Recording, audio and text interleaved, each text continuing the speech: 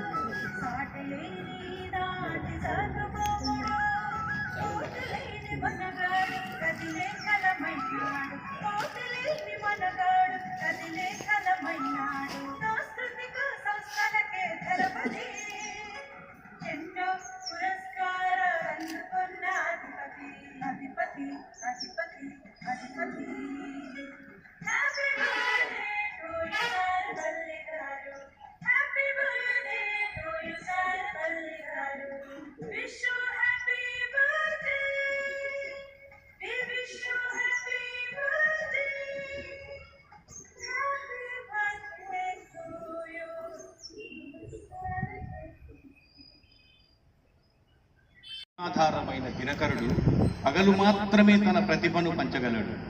పిండారబోసినట్లు పండు వెన్నెలను పంచే నెలరేడు రేయి మాత్రమే హాయిని పంచగలడు. పగలు రేయి కూడా తన మంచితనంతో ప్రపంచవ్యాప్తంగా ప్రేమజల్లులు కురిపిస్తున్నటువంటి సారిపల్లి కొండలరావు గారు నిజంగా, ఎందుకంటే అటు సూర్య ప్రతిభ ఇటు చంద్రుని ప్రతిభ సంతరించుకున్న ఏకైక వ్యక్తి తెలుగునాట ఎవరైనా ఉన్నారంటే వారు సారిపల్లి కొండలరావు గారు. అందుకనే ఒక చిన్న కవిత నేను బోధిగాను, ఇప్పుడే సార్ చెప్పిన తర్వాత రాస్తున్నా. పూల పరిమళం పరిసరాలకి పూలు కాసింత దూరంలోనే ఉంటాయి. ఆభరణాల అందం కనుచూపు మేరకే, కనుచూపు ఎంతవరకు వెళ్తుందో అంతవరకే. మంచి మనసు అందం ఖండాంతరాలకు, ఆ ఖండాంతరాలకు మంచి మనసును ప్రసరింపజేసిన మహానుభావుడు సారపల్లి వారికి హృదయపూర్వక జన్మదిన శుభాకాంక్షలు ఈ వేదిక నుంచి అందిస్తున్నాను. జీవీఆర్ ఆరాధన సంస్థ. కొండలరావు గారి గురించి మనం చెప్పడం అంటే మేము ప్రతి సభలో చెప్పుకునేదే. అయినా ఈరోజు నిజంగా మాకు చాలా సంతోషించదగ్గ విషయం ఏమిటి అంటే 84 వసంతాలు పూర్తి చేసుకుని 85వ వసంతంలోకి అడుగుడుతున్న మా కొండలరావు గారు ఇందాక ఇంతకు ముందు అనుకున్నట్టుగా నిండు నూరేళ్లు ఆనందంగా హాయిగా ఉండాలని మేము కోరుకుంటున్నాం.